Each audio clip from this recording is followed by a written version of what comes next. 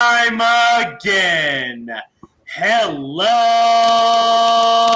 everybody. Happy Thursday. Thank you for tuning in to another episode of TheNexGen Live. I'm Rory Sauter. Joining me is Greg Merck. We have Brian Perez. We have George Landreth. We'll probably be having a few more join us shortly. Gentlemen. It's been quite the week. A lot to discuss. Headline after headline. What a crazy time to be alive. We haven't done this show in about 3 weeks. So it is a breath of fresh air to be back with all of you. I've missed you all. I hope you all had a fantastic holiday season. 2024 is here. I've got optimism, but at the same time, I have doubts. All we can do is really hope for the best and, pray we still have a country when this is all said and done. with all this shit going on. Let's go to George Landreth. Yes, sir. Going to you first, man. What are you directing your focus towards? Give us the rundown. How was your holiday season? I want to hear from you, man. I haven't had you on, and we haven't had you on in about a month. Yeah, well, lots of great things, obviously. Because I got on with us right before we went to holiday break. I don't think you were. I think you were on the episode before that, which was like a month ago. You may be right about that. I'm trying to think exactly when it was, but the reality is, I had the opportunity to visit with family and get together with my adult children.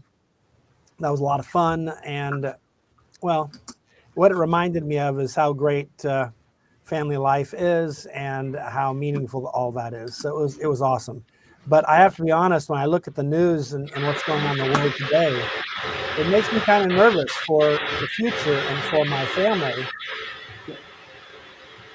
Is there some background noise there? Yeah, I was wondering the same thing. I was hearing that earlier. Well, Brian, I think it's coming from your end, Brian.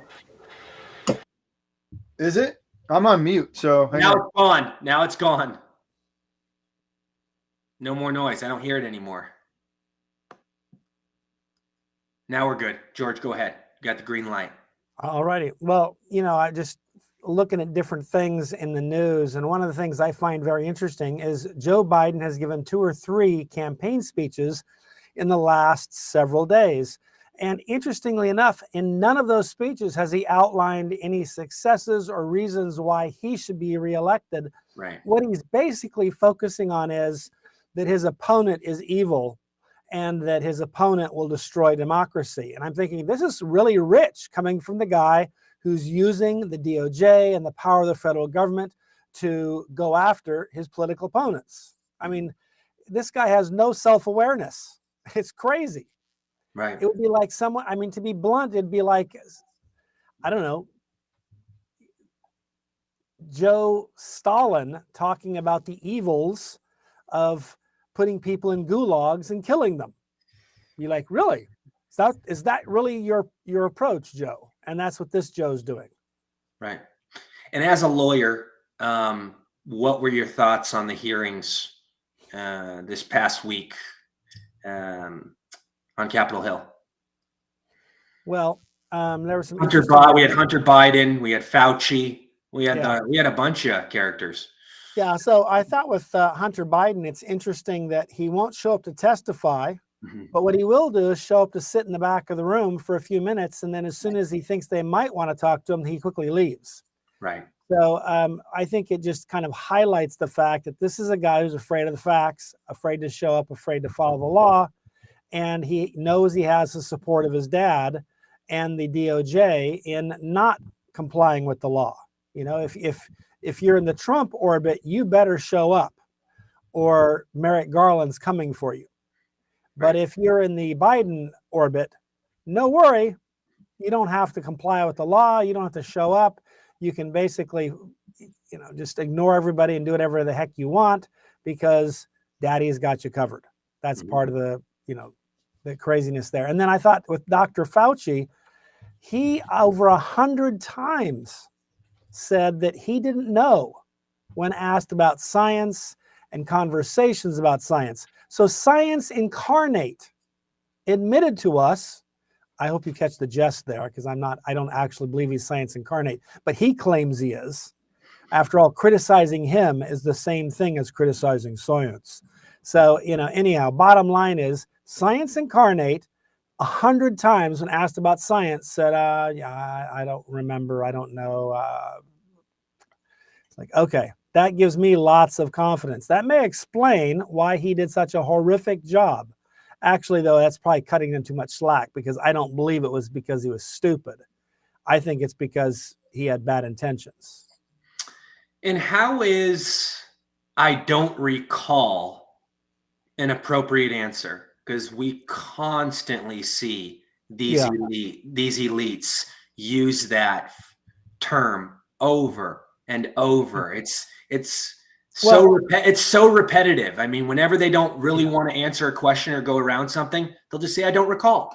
Right. And the reason for that is because it's hard to prove that that's a lie. If you give a false answer, it's easy to prove it's a lie, because they can pull up the email and say, well, here on this date, you said this, this, and this, but now you're telling us something entirely different. Can you explain that one for us? And so what they do is, I don't recall, is this kind of amorphous concept of, well, my memory's failing me.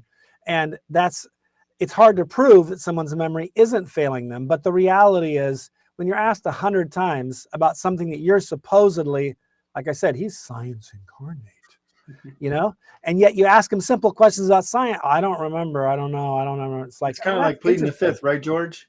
Huh? It's kind of in a way of pleading the fifth, right? It's pleading the fifth without pleading the fifth, because people don't want to plead the fifth, because when you plead the fifth, what you're basically saying is, if I tell you the truth, it might make me look bad. Exactly. Yeah. And so they don't want to say that. But on the other hand, just saying I don't recall, then they can kind of go, well, everybody. An example would be, if I asked you, what did you have for breakfast 86 days ago? You might go, I don't remember. And unless it was maybe your birthday, or it was Father's Day and someone was bringing you breakfast in bed or something unusual, you also wouldn't remember. But this isn't that case. Right. Okay. This is a situation where someone's asking about the things you did to lead a nation and what grounds you had for doing it. Right. And you'd kind of remember those things, because those would be big deals. Right. And you brought up science. Speaking of science, did you see how the whole social distancing was debunked? And Fauci even admitted that was a lie, and that there was never any evidence to back it up. Wow.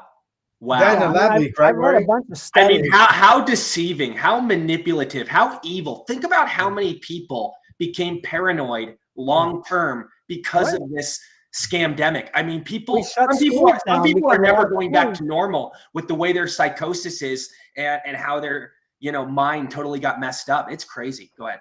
No, you're exactly right. And the funny thing is, they did this up one side and down the other. Almost everything they told us, almost every single word that Fauci uttered was a lie. And someone could say, oh, how do you know that? And the answer is, well, because I run a think tank, so I spend a lot of time. I'm not a scientist myself, but I've read the peer-reviewed science. And there's a ton of it that came out in the late 2019 year. Yeah. Before this, so it's not political. It's not aimed at the COVID. It was looking back at the previous 100 years, how we dealt with various pandemics, and what worked and what didn't work. And they were, some of them were Harvard studies, some of them were John Hopkins studies, but they basically came to the conclusion that lockdowns don't work, until Fauci thought they would work in 2020. But in 2019, 100 years worth of data said, yeah, long-term lockdowns don't work.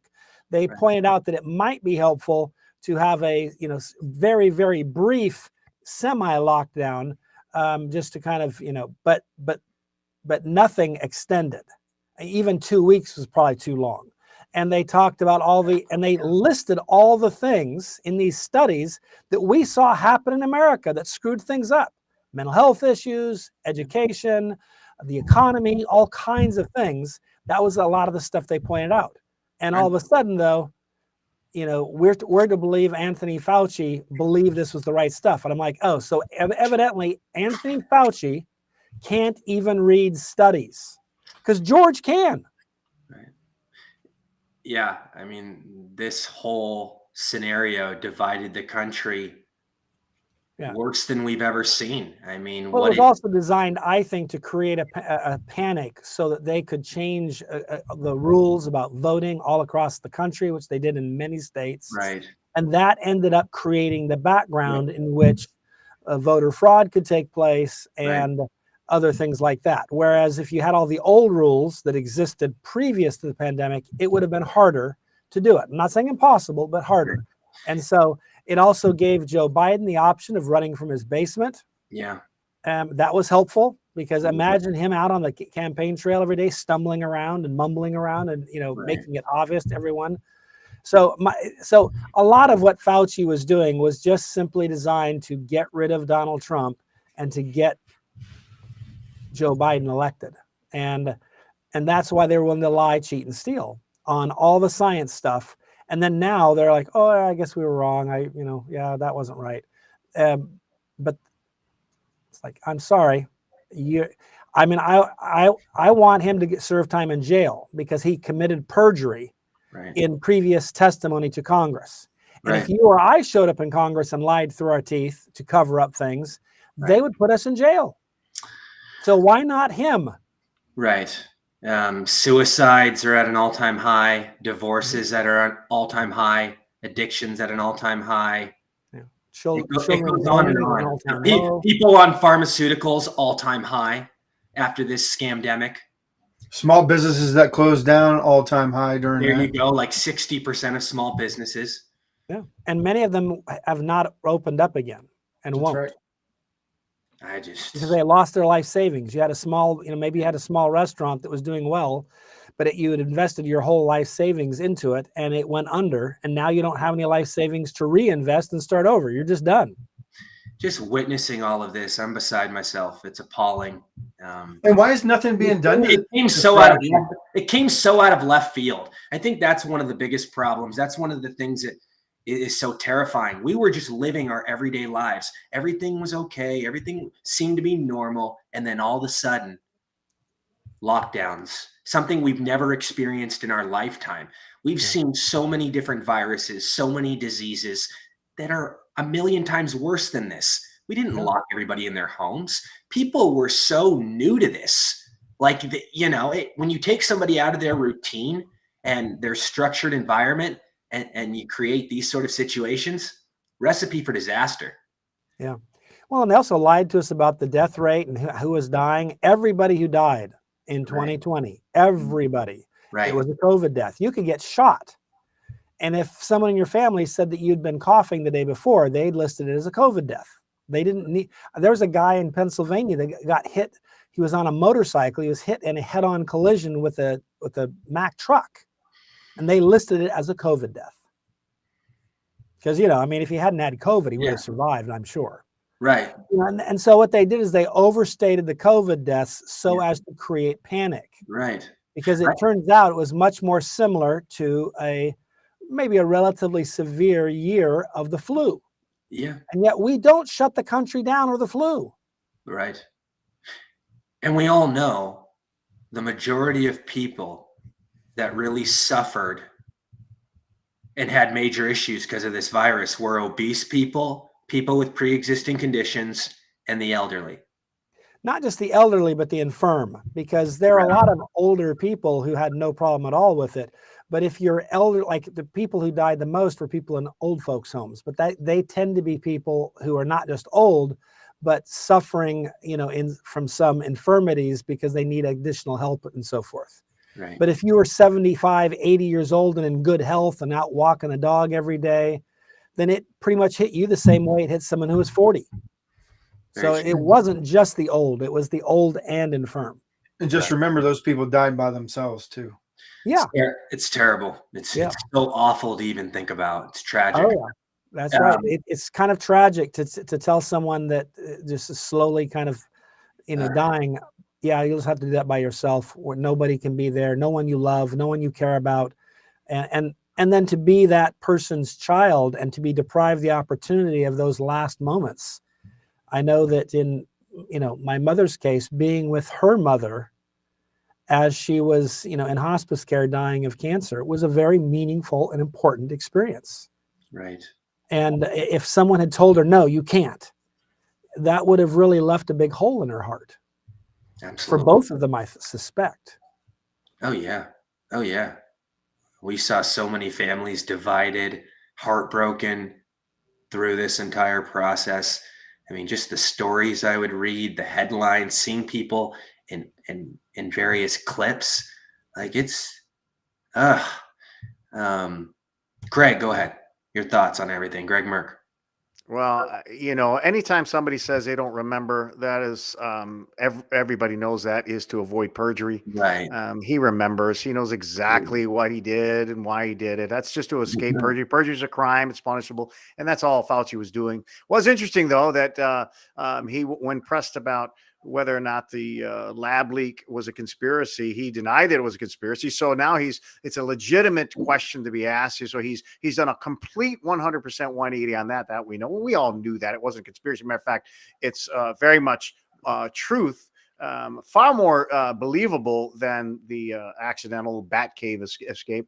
The science, there was no science between the distancing, and he all knew that. But again, it goes back to what I've always said is the progressive template. Blank, never about blank, always about change. The pandemic response was not about protecting the people. It was about fundamental change, and none of it was rooted in science, because it's not about that. It's not about the science. They're looking to change and conform. This was kind of a prelude to greater control to come. I think it was a lot of ways, it was an opportunity for them to impose draconian methodologies to which they can control the masses. And the global movement did exactly that. So we all know it wasn't about science. The mask, look, we've used masks in science and medicine for years, decades. We know how valueless they are in terms of a virus of this sort. And I remember speaking before the city board that was talking about imposing mask mandates early on in the pandemic. And as somebody who worked in my father's company, there were specific requirements on wearing masks that you could not wear them for extended periods of time. You could only wear them for so long. You had to take them off because they were harmful to wear these masks. And yet they were going to impose these. And I said, not only that, but the science is clear. They're not going to stop. But we know that. It's like trapping flies with a chain link fence. All of this we know. The science, it said exactly the opposite, but it was never about the science. It was about fundamental change in controlling the masses. And we will get more of the same, because that's what the progressive movement is about. And it's really tragic, because I think that if the American people would just put things in that frame of reference, look, this is not about what it seems. Blank's not about blank. It's about change, control, wealth redistribution.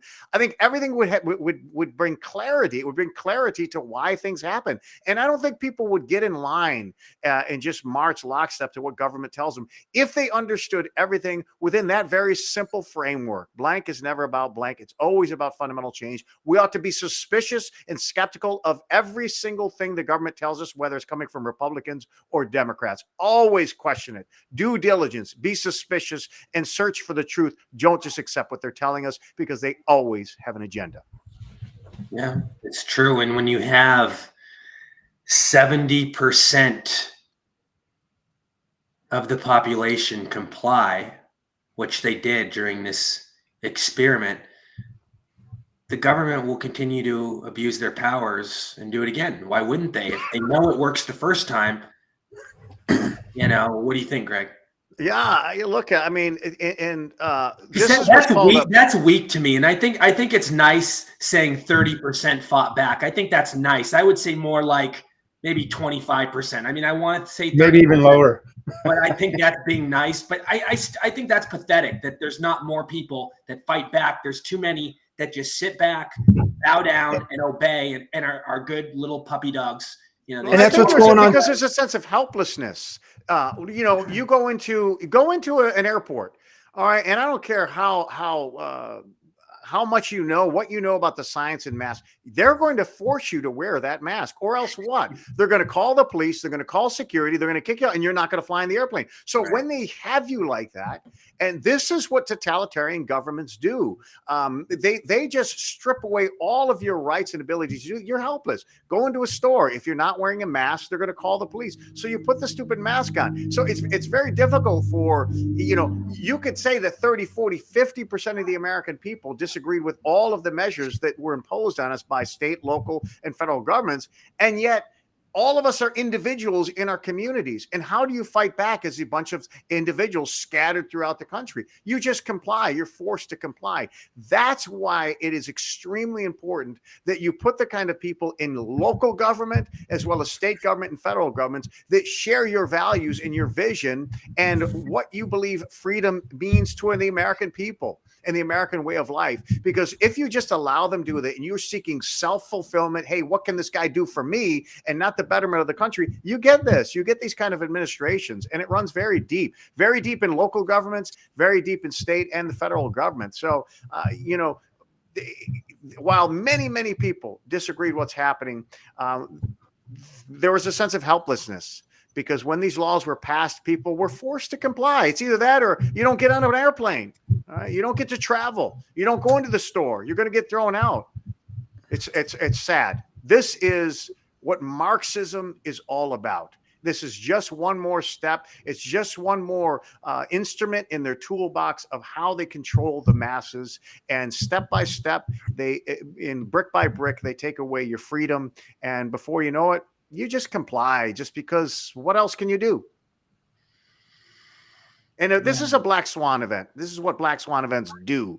They catch you by surprise and they create massive chaos to which people become crisis managers, and you all have to step in line. And it's not the first black swan, and it won't be the last.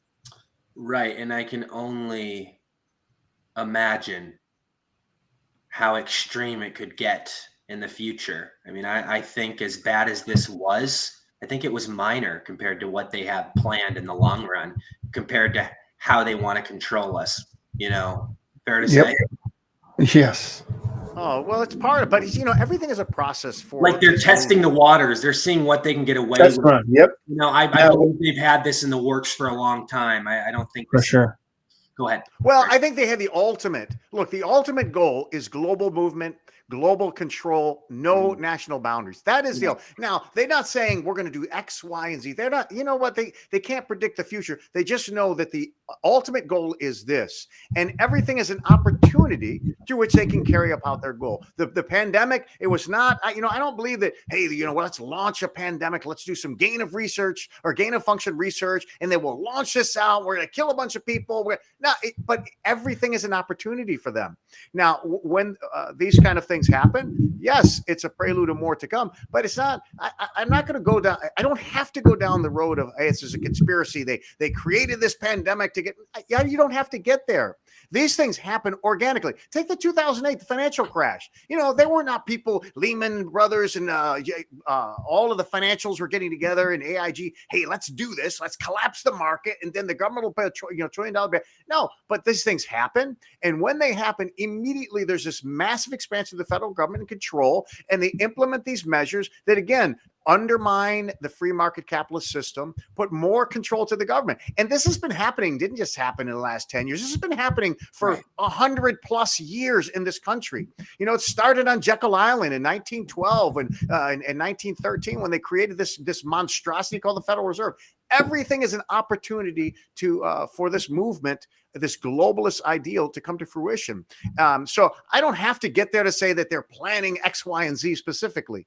But they do have an ultimate goal, and everything that presents itself becomes an opportunity for them to achieve it. Yeah. Brian. Well, this is why we are where we are today. That I believe it was definitely a test run. I definitely think they wanted to see how many people would actually fall in line. You mentioned 70%. I definitely believe it was more. They wanted to see who was willing to fight back and who wasn't. It's Fauci, like these guys have said, George and everybody has stated, he's come out and admitted things. Wait till all the real facts and evidence come out. He should be charged with crimes against humanity, genocide, not even just for this, but for the AIDS pandemic that he caused and created as well. Our own government. And I believe that's why Hunter Biden even just showed up and kind of did a middle finger to everybody, because he knows the Republican Party is not going to do anything about it.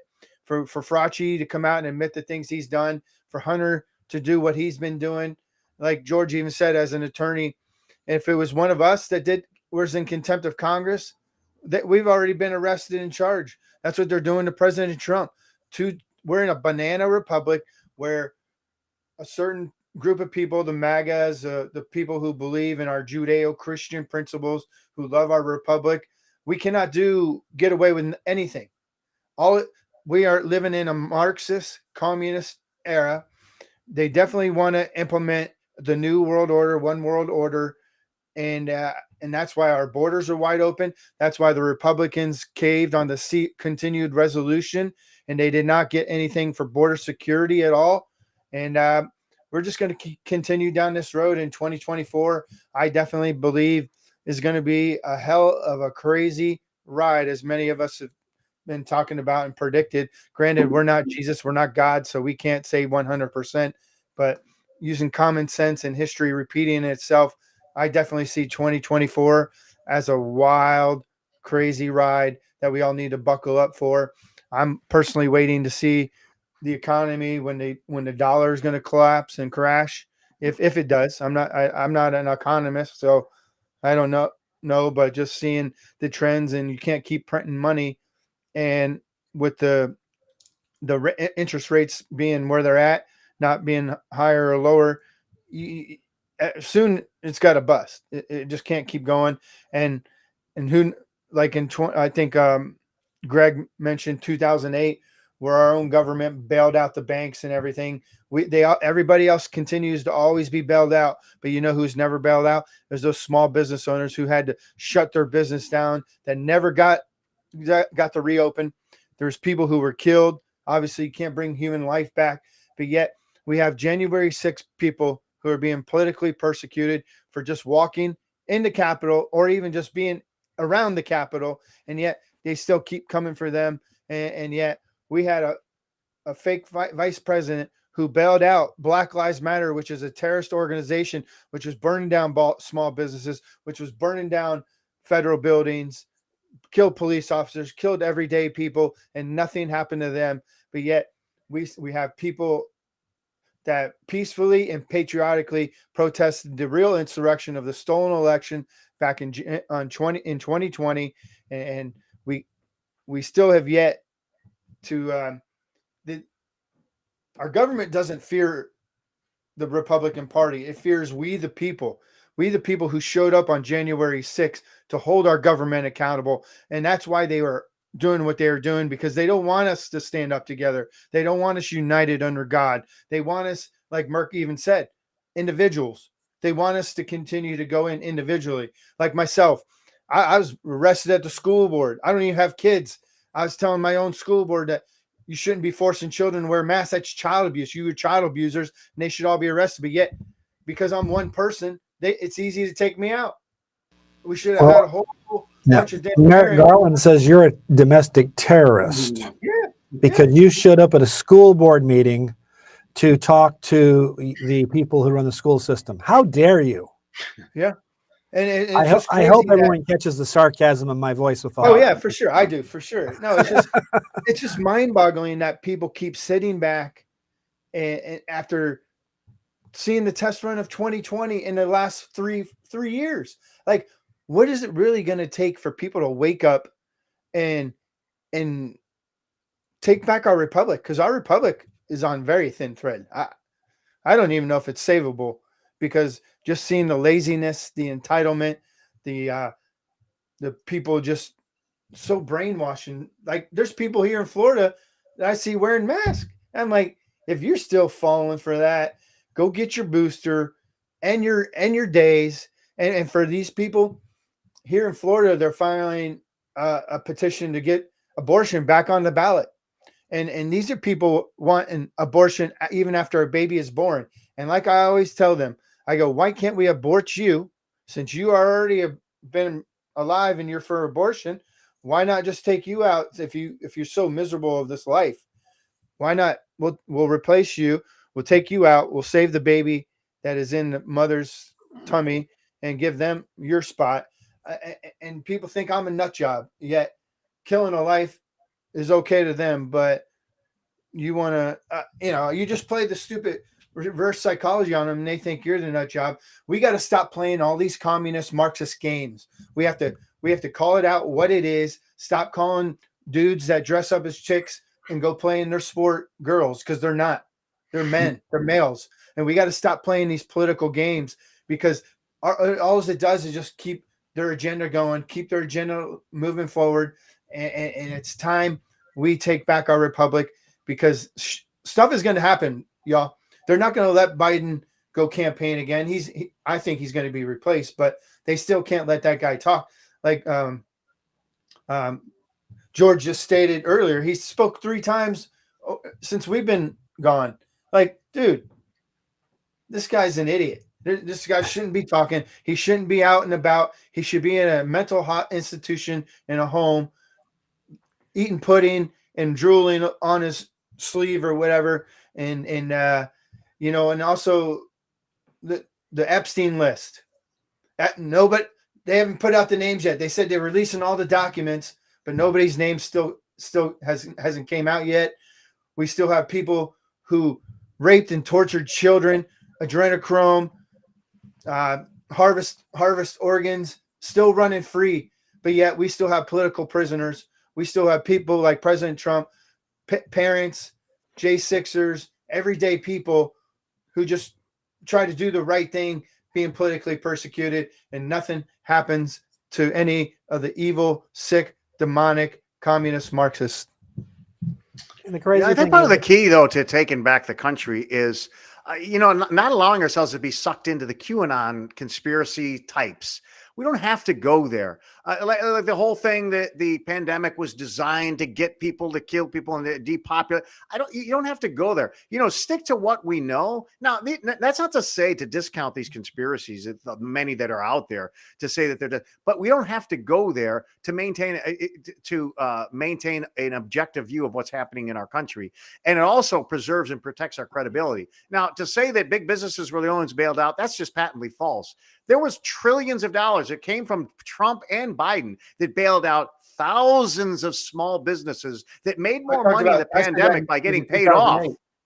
I didn't say, I wasn't talking recently. I was talking about the 2008 when they bailed out the banks. Yeah, well, but that was a whole different scenario. But the common people get bailed out every single day. As a matter of fact, why we didn't have a blowout in 22 is precisely that reason, because everybody gets a bailout nowadays. And I know business owners that had no need for money. They got $300,000 and $400,000 loans at 3% interest, 30-year rates. They took that money, the PPP money, and they put it in the bank. Many of them took the PPP money and put it in their pockets and aren't required to pay it back. So we've been bailing everybody and their mother out. That's the problem with this country. Not just the wealthy, but the average citizen is getting bailed out. That's wrong. That's bad. And I heard something about Fauci. Fauci's a horrible person, compromised. And you know what? This guy, he is much more about financial gain. He's one of those guys that is in it for the money, for the profit. Joe Biden the same way. Joe Biden's not smart enough to have a global business. He's never been a globalist. He doesn't have the pedigree. He's not a Harvard graduate. He went to Syracuse. He does not have the credentials to make it to that round table, but he sure knows how to make money and profit off his position. Fauci made a lot of money in the 80s. He didn't cause the AIDS epidemic.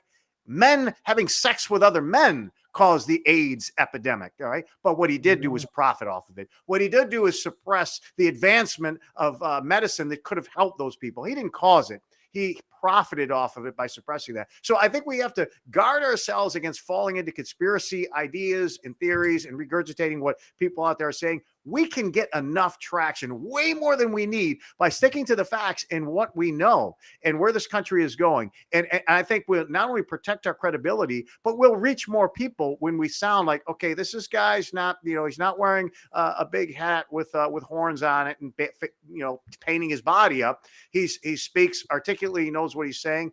And I think more people will listen to that. So I think we just have to be careful about where we go with what's going on. We don't need to go there. We've got the facts on our side, and that is way more than we're ever going to need to convince the American people that we're on the wrong track. Right. Very, very well said. Brian, you brought up two things I want to touch on. I want to ask George about this. The January 6th scenario. The anniversary was just a couple days ago, George. On Saturday was the anniversary. We now saw a recent report, and DOJ officials come out and say that they are continuing to go after individuals that were at the Capitol that day, not even people that went in. If they just attended the event, if they were on the grounds, more than likely they're going to get questioned. The DOJ is not done. And think about how ludicrous this is. We're over 3 years since this happened, and they're still harassing. They let Ray Epps off too, real quick, Rory. They let Ray Epps off too, as well. Yeah, I know. Yeah, and that's something Greg and I were talking about yesterday. Probation, $500 fine. That's something that Greg and I were talking about yesterday on our show. How every case I've seen, I've never seen anybody just get probation. At the very least, the minor scenario, people get a few days or a couple of weeks. I've never seen somebody just get off with probation with January 6th, and that's why the Ray Epps thing is so sketchy, and we have to question, who is this guy really working for, because there's so many things that don't add up. I mean, he was so guilty of inciting dangerous activity, and it's all on video. 3 years they didn't do anything. The guy's on video. Go ahead, George. Yeah. I was going to say, for 3 years, though, they did not pursue him. Right. And, for example, the guy they call the shaman, we now watch the video, and I guess because he was dressed oddly and kind of looked a little bit strange, it made it easy to sell him as if he was some kind of crazy lunatic who was leading this whole thing. But then when we see the video that was released, what we find was that he just wandered around with a bunch of policemen, behaved himself, actually went in and prayed in the Senate side and offered thanks for the kindness of the officers, and then left when they asked him to. Right. And I'm thinking to myself, if he's an insurrectionist, he's a horrible insurrectionist, because complying with them was not a good idea, right? He should have brought weapons. He should have said no. He should have done all kinds, but I'm not actually advocating you doing those things. I'm pointing out, though, that he was supposedly the ringleader. And that was the story they told the jury. It's what they told the judge. Right. And then the information comes out. We see the videotape and his convictions. He's released from prison because none of it adds up. But Ray Epps, we actually have it on video. He gets no jail time. He gets a $500 fine. You can get a speeding ticket for more than that. Right. Do we have no, I agree. Do we have the exact numbers on how many people went into the Capitol that day? Just in general, though, they shouldn't have done it in the first place. I mean, it was just a horrible idea in general. They shouldn't be crucified and locked up and punished the way they are. But yeah, it is our building. I mean, go ahead. It is our building, though. I mean, they should be allowed to enter. Invited in too. Yeah, well, you're not allowed to smash windows and climb walls to get in. You can't use that as the excuse. I said it is their building. They're allowed to go in it. That's all I said. You kind of say things that I'm not saying. I never said anything about smashing. No, I'm just saying, you said it is our building. They're allowed to go in it. Yes. Yeah, we're allowed to I'm go just in adding to that. I didn't say you said that. I said, yeah, that may be true, but you're not allowed to smash it. I didn't ascribe that to what you said. I said, as much as it's our building, you can't smash the windows and break in. Yeah, that's common sense. Well, and that's the problem, is some people misbehaved. Yeah. And, there's no doubt of that. We've seen that. Those might have been FBI informants that were doing that, George. Yeah, they were not even sure they were Trump supporters. They may have been, plants. But what I'm getting at, though, is there were some of those people, And then there's a ton of people, you can actually watch the video where the police wave them in and say, come on in. And then they walk around and take photographs. They behave themselves. They stay between the various, rope lines and things like that. And they act like they're tourists. And then when they're asked to leave, they leave. And I'm thinking to myself, that can't be a crime. So I think we have to distinguish. It's kind of like if I'm in a bank the same day as a bank robbery and I'm conducting business, I think it'd be nice if they would distinguish me from the bank robber. The guy who walks in, I come in to make a deposit. I behave myself. I make my deposit. I leave. And as I'm leaving, some bank robber comes in and starts shooting people. It'd be kind of like, you can't just treat everybody in the bank at that time as if they're a robber. And I kind of feel like that's what's happened here, is that there were some people who misbehaved. Some people broke the law. Some people committed crimes. But now everybody within a mile of the Capitol is guilty. They've actually got people who never showed up anywhere near the Capitol, but flew to Washington, D.C. to have an interview for a job. And so because they flew into D.C., they are presumed to be there on that day to engage in an insurrection, but no evidence they were, and they get pulled in by the Justice Department. So this is not a serious effort on their part. They are clearly just trying to persecute people. And George, I have to ask you this as a lawyer. There are numerous reports that point to and hint at Trump not pardoning and commuting all of the sentences for these January 6 individuals, because it's thousands and thousands. I want to know how you feel about that. Do you think he'll get to everybody, or? Well, I mean, I think as an attorney, I'd want to look at the facts. And there's my point would be is let's look at what they did. If these were people who were invited in by the Capitol Police, motioned in, come on in, yeah. And then they just walked around the Capitol, took some photographs, and then they're asked to leave, they left. Mm-hmm. Then they absolutely ought to be, they should be absolved. That's the whole point of having that power, and why historically we've given constitutionally our executives the ability to do that so they can do justice. But I'm not saying that people who broke things, who committed crimes and so forth, but the question might be, what's the appropriate sentence? Like, let's say someone shoves somebody. Right. That's technically an assault. Right. How do we normally deal with an assault of that nature? That's different, for example, if you take a billy club to someone and beat them and send them to the hospital. Right. And so the question would be is, if somebody shoves somebody, and we can all agree, that's an assault, but it's a minor assault. So maybe they should have been fined $500. Maybe they should have had a suspended sentence of, something like that. But they ought not spend 3 years in jail. On the other hand, if they, took a crowbar to somebody and beat them and put them in the hospital, then they had to spend some time in jail for that. So I would just go through them case by case. And and that's what the process is. The president usually has a legal team who vet all these things for him, and then they give him their recommendations. Then he can look at them and make a decision as to what to do. And I would go through them one by one and just, I'm not interested in pardoning people who committed crimes, but I am interested in pardoning people who were just roped into this stuff. Because an example would be, what if you were a person who showed up at some sort of protest in one of the big cities where it got out of hand. And let's say you showed up in good faith, just being upset by the video you watched of George Floyd's, last moments in life. And you showed up there saying, I think that Black Lives Matter. And then as things got violent, you said, holy cow, I didn't sign up for this. And you leave. And you're like, I'm not going to be any part of that. You just showed up to kind of say, I think that, everyone's lives matter. That's why you were there. Mm-hmm. If they were then to grab those people and throw them in jail for 4 years, as if they were actually setting buildings on fire and attacking the police, I would oppose that as well. And the reason I would is because I'm a law and order kind of guy. I want the facts matter. And so this is the problem I see here is I don't even see them rounding at the people who started fires and firebombed courthouses and things like that when it comes to the other. Even the I think that's the big insurrections that have been problem going on lately, George, like through the people who are elected pulling the fire alarm during sessions. Nothing happened to them.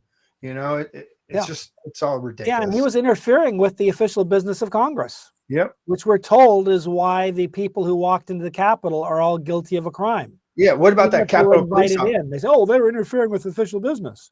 Like, Well, I okay, will say this, you know, it's like everybody that comes to this country across the border, they've broken the law. You don't have to rape somebody. You're here. You broke the law. You're here illegally. Yep. Everybody in the Capitol building was there illegally. You have to go through the visitor center. They've got specific hours. If you're in there, even if you're there just to look, you're there illegally. So you broke the law. I get it. But that's a fact. No, they were welcomed in. Well, it depends on if a policeman you know what, you can in the debate door. that. I'm not sure that's the case. Like, That is the case. You cannot just waltz into you cannot go to the Capitol building in any door you want.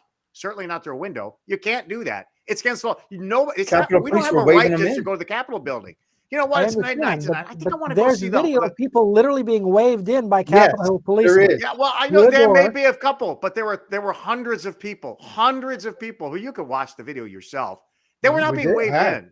They were not being waved in. Now, unless you have not seen the entire video, which I haven't, and I don't think anybody here has. No, now, it's 40,000 was the door hours. broken open? And look, I play devil's advocate all day. They broke the law. I get that. Now, the problem is there's not equal protection, certainly not equal application of the law, because people were burning, looting, and killing in the streets, Antifa and BLM, and nothing happened to them, and they were ignored. And we've got millions of people that are coming into this country illegally, and nothing is happening to them. They're just allowed. But if you were in the Capitol building, I'm not justifying the response to people that were there, but I'm also not going to say they broke the law. That's a fact. Just go to the Capitol Police visiting the U.S. Capitol, or not Capitol Police, the U.S. Capitol, what the requirements are. You can't just show up whenever you want and go check out the rotunda. You can't. And there are places in that building you absolutely are not, even on a visitation, even with when you're getting escorted around, you're not going to be taken to certain areas. You're not allowed to go where the congressional people have their offices without permission, prior permission to do that. You can't just do that. So, I mean, this idea that they weren't breaking the law is like illegals that are here are not breaking the law. If they cross the border without permission, they're here illegally with their intent to stay. Now, the problem with this is the response and the incredible attacks on these people that came as a response, and the jail sentences, which are way disproportionate to what people who've done way worse got. You know, and how some people got off Ray Epps and how some people did not. That's really the problem. But look, everybody has to take responsibility for themselves. You know, individuals. You can't just say, and I saw where the police were ushering them in, and what I saw on the doors is they looked like they were forced over. So I don't know what happened if the police, at that point, opened the door and said, "Come on in here," or were they trying to avoid a mob? I mean, you can make the case as like, okay, I got a mob out there. They're smashing windows. Clearly, they're smashing windows and climbing walls. Maybe we just better there's one of me and 500 of them. It's not good odds. Maybe just open the door and let them in. Look, I've been there before. Well, like Lindsey Graham said, should have just shot them all. Like Lindsey Graham said, Ashley Babbitt was killed by somebody should have started Police with Lindsey officer. Graham a long time ago.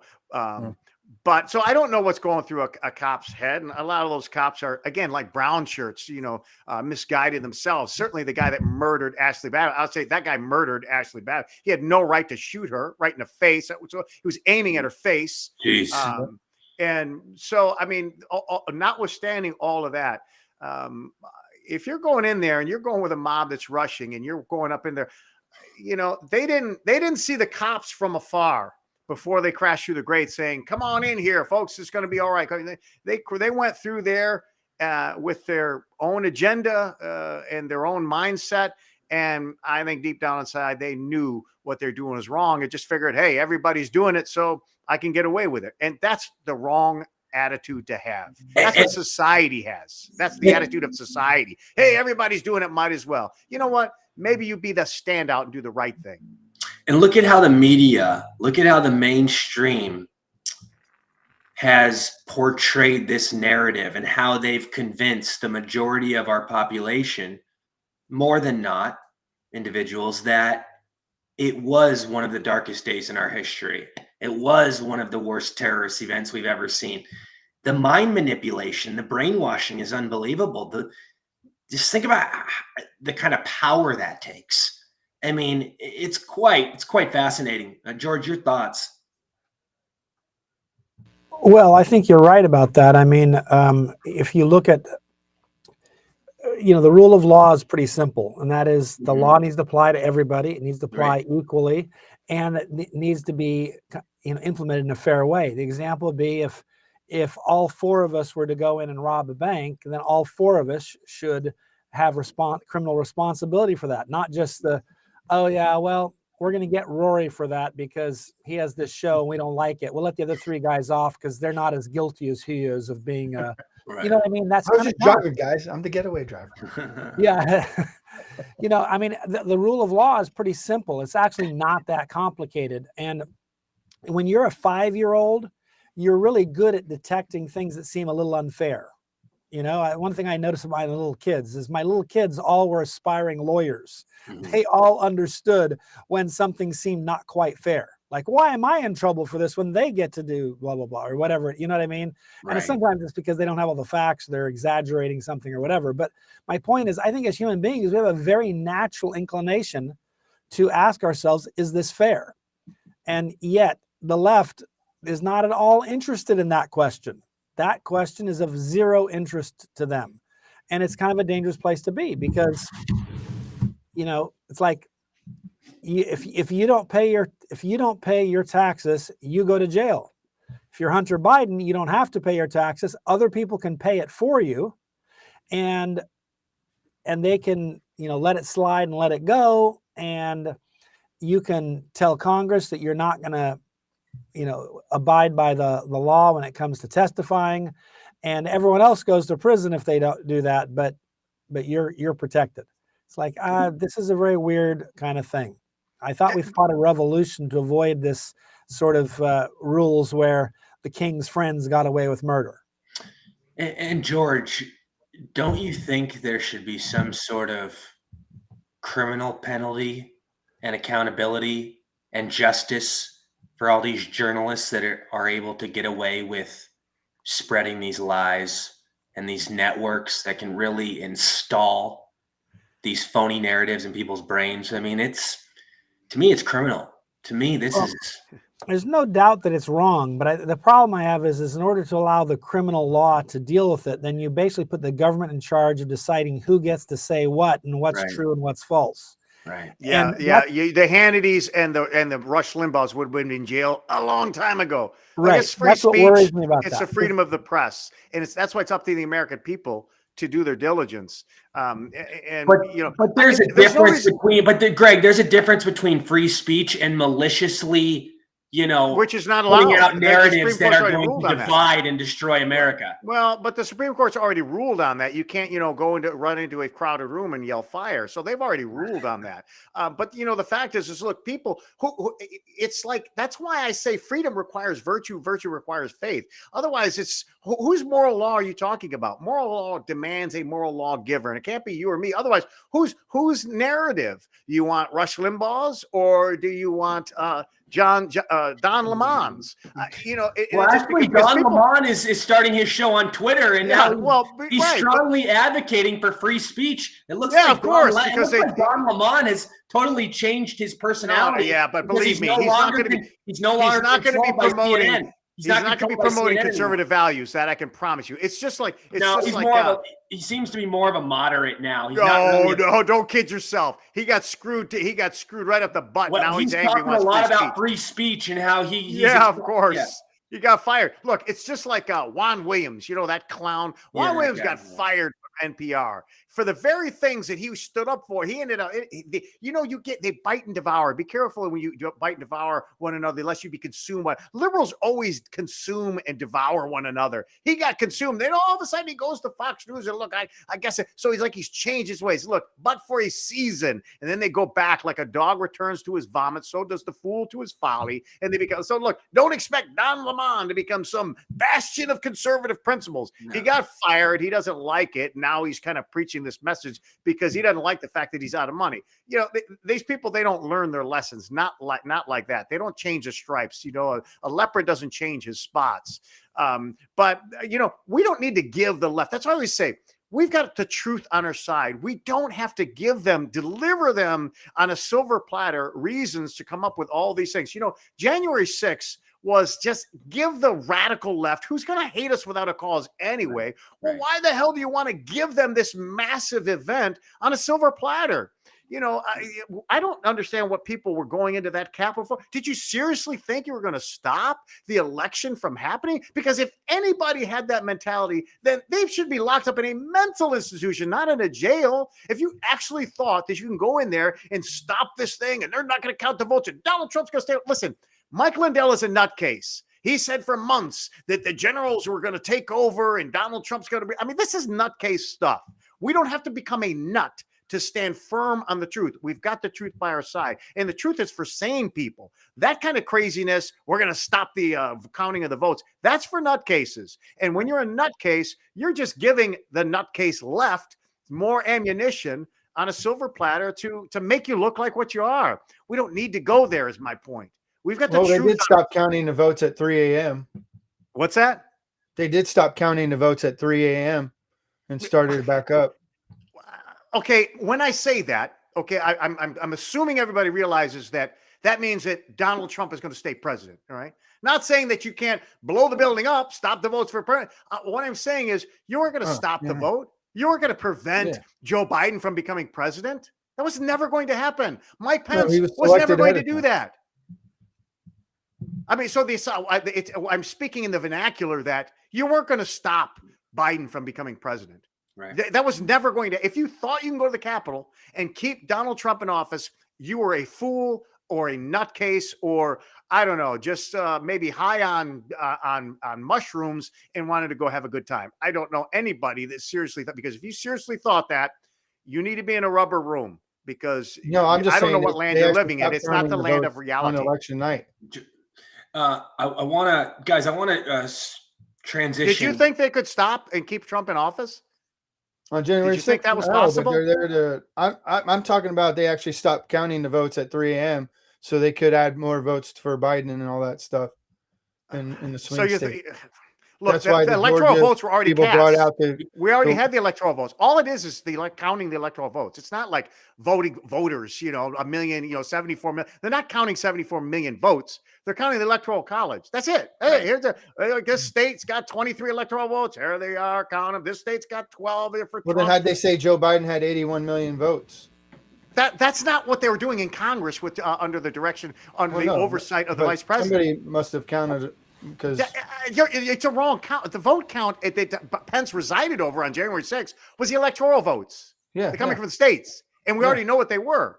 All right. Now, we could talk about the shenanigans of how they got, how Michigan got its votes in Pennsylvania. Okay, that's a whole different story. But what Pence was residing over was opening up the envelopes. So you pull out the electoral votes. Right. Yeah, we already knew what they were, and that's all it is certifying those votes. It's basically just a rubber stamp.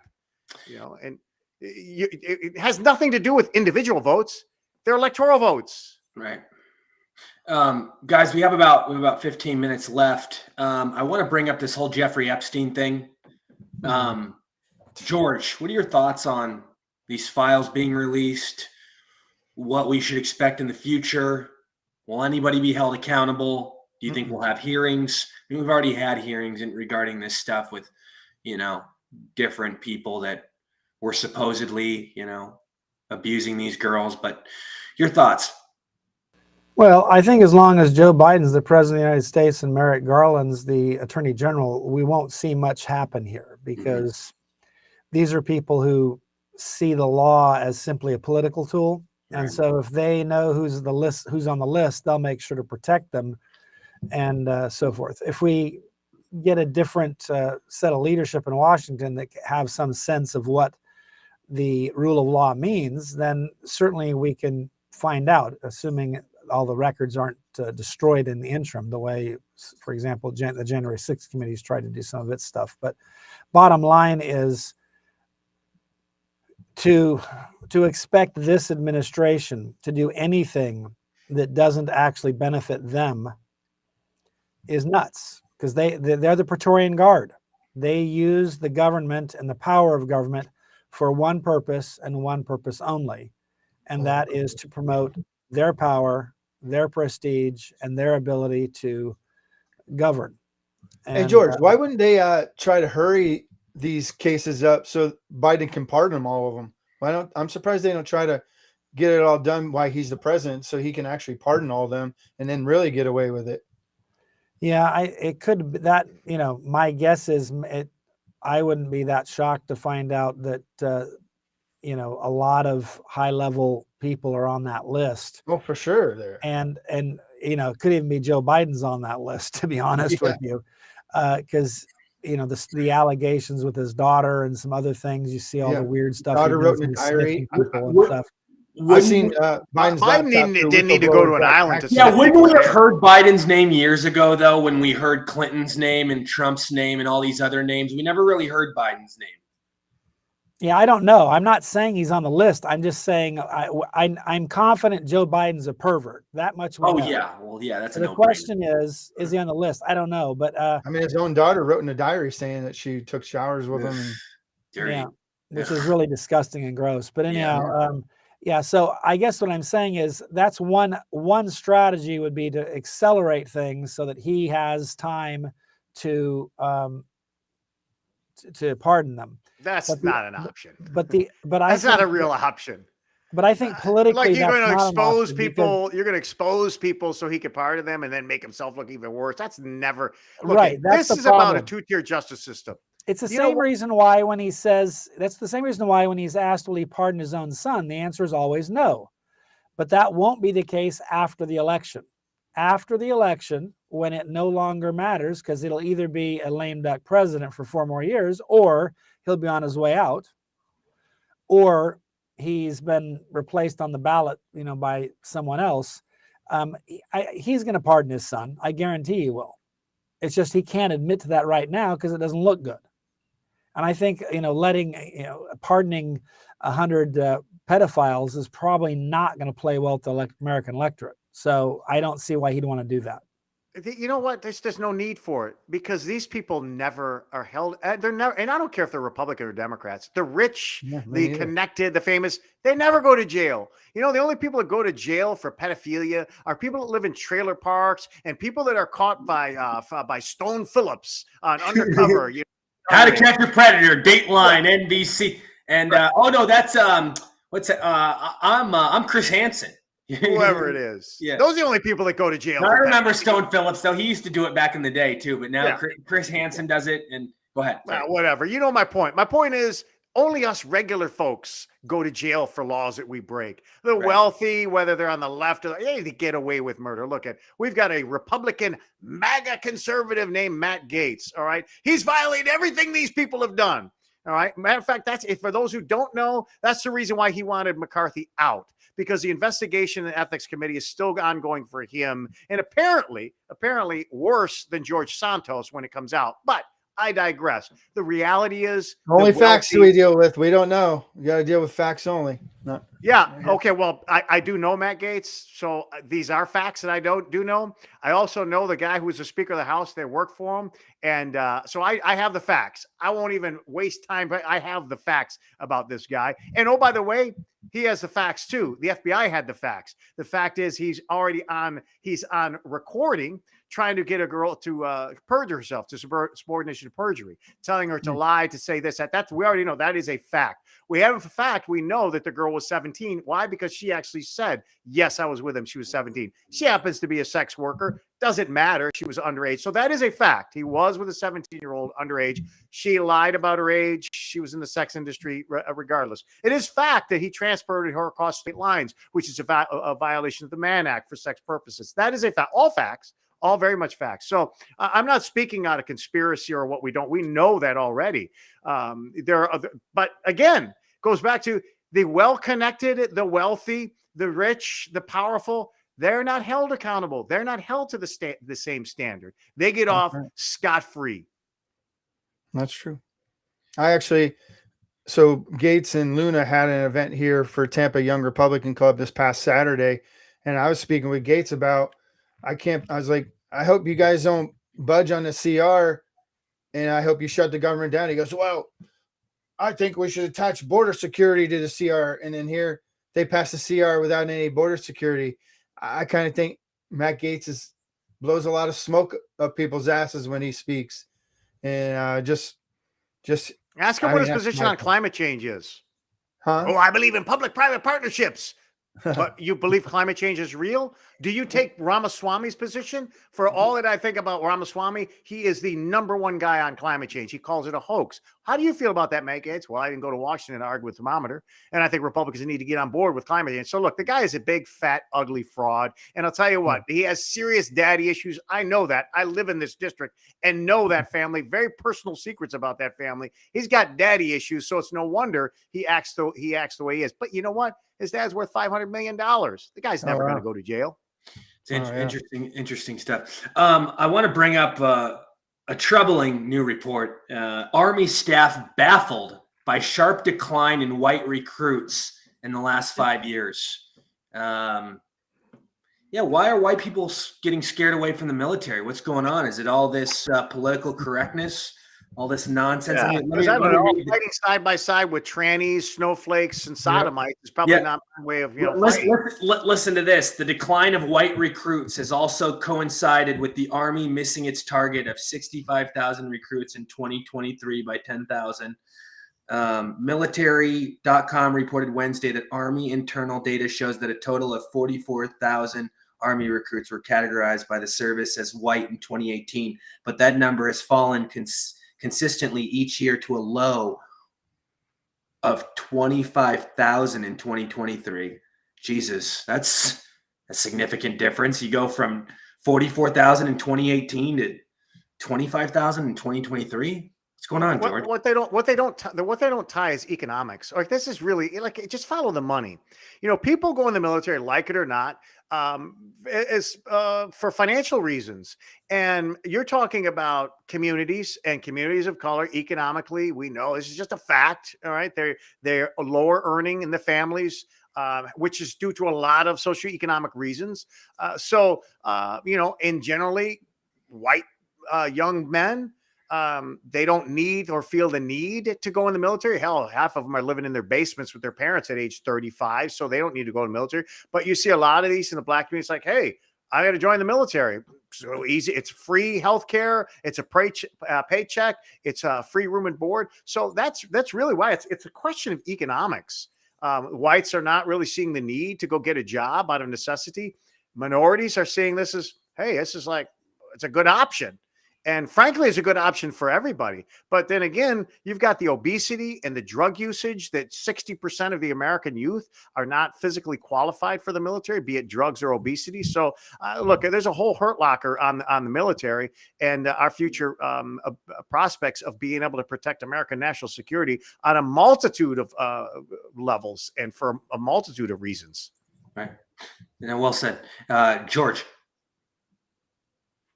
Well, I think a lot of it, I mean, I agree that those are many of the factors. The other factor I would throw in is you have people like General Milley and the Secretary of Defense, Austin. Who disappears for like a week or two without telling anyone. There's that too. But these are guys that testify in Congress that our biggest problem, the greatest existential threat to America is the weather. So I'm thinking to myself, and then also they tell us that basically that America is a racist nation, and it's an unjust nation, and it's a bad place. It's totally unfair, and so it's like, so the country sucks. And would you like to sign up to put your life on the line to fight for that country? Like, what? No. And I'm not saying I agree with that statement. I'm saying that's their pitch. Their pitch is America sucks. Would you like to join to defend it? Or the weather's our biggest problem. Would you like to join the Army to help defend us against the weather? It's like, you'd have to be nuts to sign up for either of those two pitches. And that's the ones they give us the most on. And so basically what it really means is, and I don't think it matters what your race or anything is. You're just going to kind of go, yeah, I'm not that interested in signing up for that. That's stupid. And it gets to a point where you only do it if you have to. Right. Yeah, I mean, there's no other options. And I think for minority communities, there's no other options. I've talked to friends who are still in, and they say they have to go to these trainings to see whether someone's got a dick or not. why China and your rest of the enemies are actually training to kill. I think that's another reason is people see the administration and how the military is treated and used, saying, "Oh, we're not going to send our troops in," but then they go and send our troops in. Yeah, I don't want to go die for what seems to be not what we're supposed to, what we take an oath to do, and Right. so I tell people, all my friends, kids here, I wouldn't sign up to be in the military right now. Heck no. And I'm third generation. I'm proud of my family's service, but hell no. If I had a kid and he asked me if should I join? I'd be like, hell to the no. Well, we're talking about really the disparity between why blacks or minorities are more represented and whites are decreasing. And again, a lot of it economics, but there may be an element of politics. I mean, look, what is it? 90%? How many votes? And notwithstanding the fact that the black vote's changing, but the vast majority of 90+% are Democrats. Yeah. And now, so if you're the father and you're a white father, you look at exactly what you're talking about, this administration and how we're not, why do we want to do the bidding for the Biden/Obama administration? And you're telling us, hell with the military, man. Do not go in the military. A lot of discouragement probably going on in a lot of white families. I know, as somebody who went to the academy, somebody who served many years in the military, somebody who has a son who's going to apply to both West Point and the Naval Academy. I'm not strongly encouraging him to say, yeah, you got to do this. Is a great deal. I'm not discouraging, but for that reason that, it's not the military that I served in by far. So there are, I think, the political differences between whites and blacks, which is impacting why you're seeing decreases in whites. But the ultimately comes down to economics, and this is the only option. This is the best option. Maybe it's the only option for those in minority communities, and white. It's maybe not the only option. Right. Hey, I hope your son picks the Naval Academy, by the way. Yeah, I kind of hope he does too, but nice. Okay. Yeah. I'm a Navy guy. My dad was Army, grandpa Navy, so I'm a Navy. Yeah, I mean, a West Point guy. I went to the academy before I was discharged for medical reasons, but I like the tradition of the Army. But I'll tell you what, as far as serving in the Army, no. I mean, I served with him as a Navy guy, and I would much prefer the Navy. Right. Very well said. Good stuff. Good stuff. I want to bring up this, George. I want to go to you first because you're a lawyer. Department of Homeland Security Secretary Mayorkas. Look at how pompous and smug this clown is. I mean, he skips the impeachment committee today. He's too busy to testify at a hearing. He's too busy, and that's what the claim is. He thinks he's too good to show up. He thinks he's better than everybody else. Yeah, he's too busy working on the border. Yeah, he's too busy waving people on in. Yeah, his arms are sore. I don't think you understand how rough it is to be waving that many people in every single day. He's probably lucky he still has arms, So he probably needs medical leave for his arms to heal and stuff. But anyhow, he can join the Secretary of Defense. Yeah, but the reality is, this again gets back to the rule of law, because the way things work is, if Congress wants to hold in contempt, they have to make a recommendation to the Justice Department, and the Justice Department, headed up by Merrick Garland, will just ignore it and say, yeah, never mind, we don't care. He didn't have to show up. It doesn't matter to us. But if you're a former Trump employee, you better show up, and even if you agree to show up, but you didn't show up when they asked you to, but you say now you will, they're still going to sentence you, because that's the way they that's the way they roll. And so I think what it is he's pompous because he understands what the rules are. It's kind of like if you were a defense or an offensive lineman who knew that the refs were not going to call you for holding, you might even tackle the defensive end that you're blocking, knowing full well that the announcers might complain about it, and somebody might throw a red flag out and say, but as long as the refs go, we didn't see nothing wrong with that, it's okay, you can act with impunity. And that's Mayorkas and everybody in this administration. They all know that the administration has their back, and they can break the law with impunity, and it's okay. And they know the Republican House isn't going to do anything to these Right. people too. Right. You know, Well, they're both yeah, they're they, all they, mindless they have a and limited power to. They can certainly impeach them, but that doesn't mean they can remove them from office. The Senate yeah, has but to. at least do it though. At least do Well, I something to make agree. it. They ought to do it. They did it to I'm President Trump tired of without them saying even things doing like, nothing wrong. I mean, yeah, I'm Well, tired of them saying it they're won't trying to happen. impeach the guy. They're trying to impeach the guy. Look, my argument is simple. It's like a twofold. I don't show up because number one, I'm a bozo. If the guy shows up, he's going to look like the idiot he is. There's no way he's going to shine. There's no way he's going to be able to answer, justify anything about the border security. So he's going to be a complete total failure if he shows up. And then he says, I'm too busy. Makes it look like I'm so busy working hard. So he gets like there's two lies built in there. He knows he doesn't want to expose what an idiot he is. And then he says, I'm too busy to make you think like, wow, you know what? Hey, the guy's got a big job. He's got a lot on his shoulders. He's always working, doesn't have time. So like, it's like, come on, you're not too busy. You're just trying to make us look like you're busy and working hard. We know you're He's doing not. nothing. Yeah, Yeah. nothing. And if he Yeah. shows up, he's going to look like a complete idiot. So that's Well, like it's the not just easy that one. he'll look like an idiot. He'll actually get caught for the lies he's told because he has perjured himself on numerous Yes, he occasions has. when he's testified in the past. But you know, he listen to doesn't his want speech though. accountability. He always these people, they're master manipulators. Like you listen to his speech. He says everything is being done lawfully. Now, what does that mean? Like, so in the law, if you cross the border illegally, you sign this document and we give you so he's being lawful. Yes, so he could say, well, we're doing things lawfully. If you come to this country in asylum, you do this paper. They're doing that paperwork. We're handling everything lawfully. My point is they like he doesn't say the border is secure and people aren't coming in. We're not. People aren't coming into this country illegal. Well, he He used to say it says was we're secure. doing everything lawfully. So it's kind of like saying I don't remember. You can't really call that a lie because I guess Well, they but are. he has Okay, it's all like repeatedly said it's secure. Maybe he hasn't yeah, but what recently. is secure? That's what it was. Secure. Look, it's secure. We check if these people coming in and they're signing. We're giving them letters to show in 2032. In his mind, he could say, yeah, that's secure. I mean, it's kind of like this benign term. Well, look, we're not shooting them with M16s and killing them. You know, I mean, so it's just these benign terms that he could always say, well, I wasn't lying. Secure. What do you mean secure? What's secure? Secure. I mean, the guy has one of the most important jobs. I mean, the thing that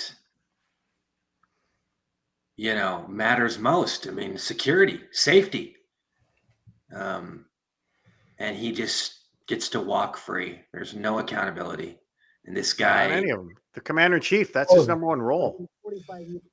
all of them get to walk free. It's disgusting. it's unreal. I mean, we have millions and millions, and they're skewing the data. They're lying to us about how many people are here, how many It's people been have at least come in. 15 They million. try to make it sound as good as possible. They really mess with those numbers, and it's been proven. There were just reports that came out saying they were messing with the numbers. Good Lord. That's the government's way. I don't care if you're talking about illegals. I don't care if you're talking about economic numbers, job losses, job gains. Yeah. It's all nonsense. It's just all laughable nonsense. Again, to shift topics, what Noe's talking about. How about the number we just got for the inflation, the CPI data of December, up 0.3%, making the year 3.4%, which has ticked up from 3.1% to the year. Oh, we've beaten inflation. We got the soft landing. Look at the numbers. And yet now, numbers, it's ticking up. So inflation ticking up, CPI ticking up. What does that mean? So, the job, we get these jobs, all of it's based on models and statistical analysis. When COVID first happened, we did some modeling at Georgetown of how many people were going to die. It was going to be in the millions by May.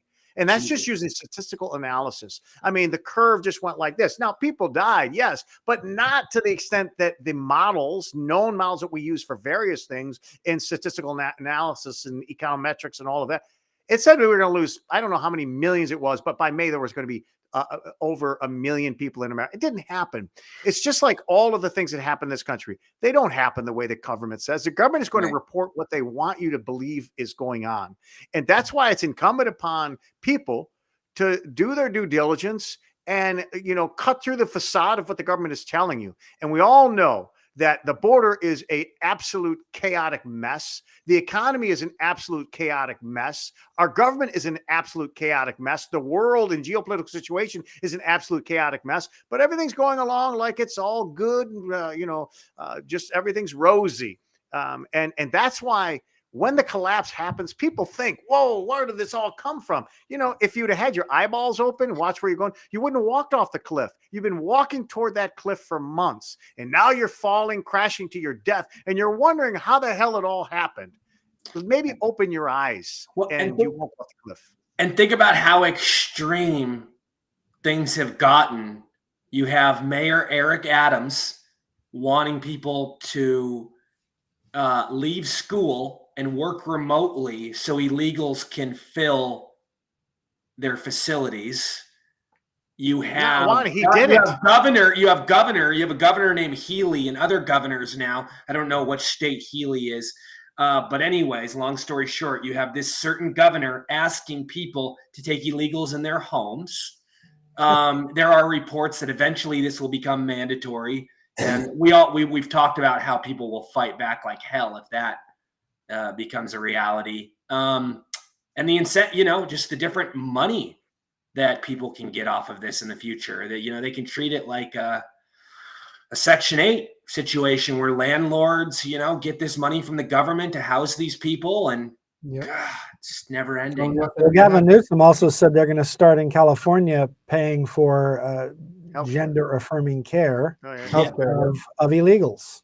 And I'm thinking to myself, that's going to be awesome. They're already getting they already paid for illegal immigrants health care already in California. So it was only gender. I would be like, okay, less because how many of them want to cut their dick off? He's giving them health care, all of them. This again, they've got sanctuary cities all over the country. They've been doing. And he wants to raid California's rainy day fund to help fill the $38 billion deficit. Yep. Yeah, it's actually if he does nothing, it's 68 billion. But then this is what I'm talking about. Though, before they got the federal bailout when Biden took over too. But this is what I'm talking about. The sanctuary cities, bring them all in. They create all these messes, and now their cities are in chaos. Like this, it's not like you didn't see this coming, Mayor Adams and Gavin Newsom and Holcomb. You've been calling all of these things. You've been creating this this future for decades. And now it's right in your backyard. Now you're seeing the ugliness of what those of us who said this is a huge mistake said would happen. Now it's in your face and it's in your backyard. So you're kicking kids out of school and putting this giant mess. It's as if they just fell off the cliff immediately. You've been walking toward it for years. Why should this surprise any of you? Biden inherited this problem, right? Did you guys see the mom in New York today that got pissed off and went down there and started raising hell because she said her son got kicked out so an illegal can go in? I mean, this is what's crazy though, is you have people like the White House claiming that this problem these are problems they inherited. Like, no, these are problems you created. Why do you keep using that word inherited? I do not think that because anything bad they blame President Trump for. They farted wrong. It's President Trump's fault. Everything. But look at that poor woman though. It's somewhat what the point made earlier. What can she do about it? You're yelling at him. I hope you feel good. Hope you sleep good. You know what? That and a quarter won't even get you a cup of coffee. Her kid's out of school. This is the helplessness that the people are. You know what? And that's why that Van Sester, the old guy, he said that pent up anger and frustration due to economic stagnation, moral decline, spiritual impotence, political corruption, it always gives rise to these crass manipulators. And the American people are feeling helpless. And with helplessness comes hopelessness, and with hopelessness comes despair. And we are like right on the edge of the point of no return. And I don't know as what you may build. It's just I don't know that you would think you could save the republic. If I were a gambling man, I would say no, and that's pretty sad. I'd say no. Right. Me too. And we were talking about just this illegal stuff and these aliens. I have to really wonder how many exactly are voting in our elections, because I know it's a shit ton. Yeah. I bet it's millions at this point. And look at the caravans that are coming. Never ending. Speaking of aliens, did you see the big thing that happened in Miami. I guess apparently over 50 police officers came to some spot in Miami. Supposedly Yeah. it was an alien or something. I don't know. I didn't get the chance to really dissect it. I saw a brief headline on it, and I was Yeah, like, they were giving us enough information on that situation. It was kind of something that we saw for a second and then went away. yeah, huh. Yeah, when do we ever see that many police cars though for something that we would have heard way more about it, I feel like. I mean, you just fishy, very fishy. Mm-hmm. I don't know. Mm-hmm. Guys, I want to bring up Fetterman. Oh man, this guy's I'm really impressed. I mean, it sounds like mind-boggling he's a Republican. idiot. This does not sound like somebody in the Democratic Party. I mean, he's speaking out about what's going on in South Africa with white genocide. He's speaking out against the devastation and the chaos at the border. He's speaking out against China and the dangers they are with our trade wars. This guy sounds extremely conservative, man. Way more conservative. The guy did have more a stroke. Conservative than Dr. Oz, I'll tell you that. Well, the guy did have a stroke. So well, yeah, you know, this is the cure. I think this is the cure for Democrats. I'm impressed by how quickly he's been able to come back and rehabilitate and really. I'm thinking that this is a cure for Democrats. If they all have strokes, maybe they'll come back talking some common sense. George, your thoughts? He's not even stumbling anymore. Yeah, I do think that what this demonstrates is that when you're mentally impaired, you're much more likely to be a liberal. And when your faculties return to you, you're more likely to be center right. Right. Well, but you know, the physiological. He's no longer a left-wing kook. But the physiology he also just read some polling data and realized that he can't win statewide as a left-wing kook. Yeah. I don't know. It was a sad day for our candidates running for president. I guess Chris Christie finally out of the race. Yeah, he can go back eating his donuts and whatever else he does in his spare time. But you know, Fetterneck is classic. You know, younger guy has a stroke. You know, with the right mental speech therapy, guys like that can recover. As opposed to someone like Joe Biden. Joe Biden's his brain is hardening, and he's getting that plaque buildup. There's no recovering a guy like Joe Biden. But Fetterneck is showing that, you know, with the right therapy, he's made a profound leap in his comeback. But I think a lot of these radical leftists, or supposed radical leftists, if they really kind of get out of their shell and their element, they don't believe that crap. You know, most of them kind of go along because, you know, maybe they feel like they have to, or they kind of want to be team players. But I think a lot of them might be like Fetterneck. They're not all completely devoid of common sense. And while it's true that, you know, Fetterneck, he needs to play to the middle if he wants to get reelected in Pennsylvania, and whether or not they're playing into him. But I think deep down inside, this is crazy batshit nonsense that these radical leftists project. And not all of them belong in a rubber room. And when they come out of themselves and are secure enough to say that what they believe to be true, I think you get guys like Fetterneck come out and speak sense. And he gives us hope.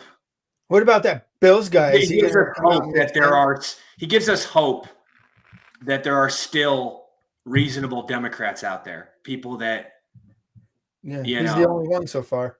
Right. You can count them on one hand for sure. You don't need any more than one hand. Right. Yeah. What about that Buffalo Bills guy? You think he came out a little smarter now after his heart collapsed on the field? And Damar Hamlin? Yeah, Damar Hamlin. Yeah, I don't know. I don't know. So we got about 5 minutes left. I want to know if he got a shot. I want to know if it's COVID related or shot related. Supposedly he did take the jab, and I believe it's because of that. But he definitely did take the jab, and I think that's definitely what caused his injury. I mean, Pentagon. You know, I have to ask you this, George. We have about one topic left. We're about to close, but Lloyd Austin, George, how do you feel about this? Very troubling, obviously. You know, cancer. So let's assume that someone launched a missile at us. We'd have about 30 minutes to figure out what our response should be. Right. So I guess we're going to burn through that entire 30 minutes trying to find the Secretary of Defense. Yeah. That's great. Really great. So it's not just about, people act like, oh, you're just being partisan. It's like, no, actually, it's not. I don't know if the Secretary of Labor, if everyone needs to know exactly where the Secretary of Labor is on any given moment, because national security is not at risk. And, we could wait till tomorrow morning to determine what the unemployment rate is or something, right? But with national security, we have all kinds of rules and regulations about that simply because of the need to make sure that they're. And then the other thing, well, this is very revealing, that the president wasn't meeting regularly. So we've got war in Ukraine, we've got war in the Middle East, we've got China on the march against the Philippines and Taiwan and border increasing threats.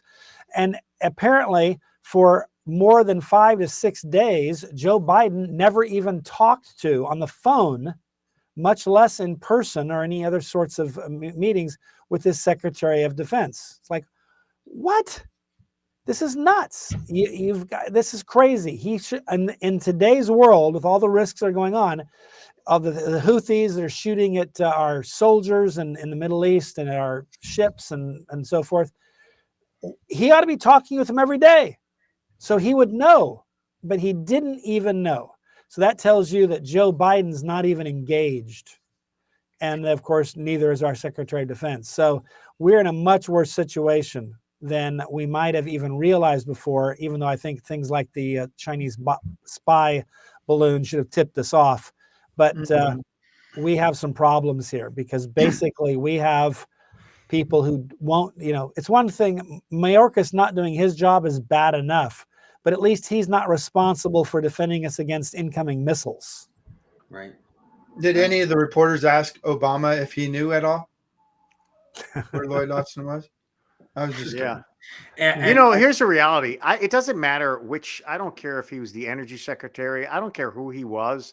The fact that he was a defense secretary, given the geopolitical situation, just it makes the level of magnitude in this what you would say incompetence or lack of leadership it almost is exponential. But anybody who works in this administration that's going to go to the hospital and lie and say I'm working at home, not tell his deputy subordinate, and not communicate to your boss. I mean, I don't care. In all my years in the military, not a single person could do that and go get an operation without advising his command. That's called AWOL, right, Greg? What's that? He's basically AWOL. Yeah, it would definitely be. There would be consequences, severe consequences, and then to lie about it as well. So if Joe Biden was a real leader, which we all know he's not, and he's not the president, he's the president in name only. Mm-hmm. This is the Obama administration, but he should be fired just on basis of, forget about all the national security risks. I get all of that, but he should be fired just on basis of egregious, gross insubordination. You simply don't do that. I mean, This guy wouldn't last a microsecond under the Trump administration. You're fired, pal. You're fired. How dare you? How dare you do that? And then go in the ICU, no less, and not tell anybody. Me, I should have been notified before you went. You get my permission, all right, to do anything. Because maybe I would have said, hey, I don't like the fact that you're going in there. I want your deputy in charge. I want everybody in play. And maybe you just might have resigned. I'm going to put it's up to the president. You serve at his interests. Now, Greg, didn't his aide or somebody know, and then she went and home for a few days and didn't say anything either, or something like that? Well, I think they said that he was going to be working at home. He lied and said, I'll be working from home. Yeah. I mean, everything about it is it just screams, you're fired. You're fired. You have to do that. I mean, the President Biden has zero credibility by not firing him. Yeah, well, I mean, not court-martial, he's a civilian, but this, if you... he's general. Yeah, he's a civilian now. Right. He was, but he's a civilian now. And which then begs the question, is the military, I mean, our military is run by civilians. What was the military? Were generals running our military? That's not how America works. Civilians run our military, not the generals. So who the hell was running? Who the hell was launching strikes when this guy's in the ICU and ordering the strikes? It wasn't the president. It wasn't the SecDef. Was Right. it some bureaucrat or was it some general? I mean, did he Military have his industrial finger on the complex. button for nukes? I don't know. Yeah, and But you brought. Go ahead. well, you have to, just on basis of insubordination, the president must fight. He could have been the greatest Secretary of Defense in the history of the United States of America. Because of what he did, he has to be fired. He just has to be. He has to be. Yeah, and you brought up a little bit ago just the timing of all of this with all the wars we're in. Horrible timing. I mean, yeah, no excuse at all. The courteous thing would do is resign. Resign. If he was a true professional and had any dignity and proper ethics, he would resign. Unfortunately, we know he doesn't have any Yes, of that. obviously he has too much pride. He thinks, And greed.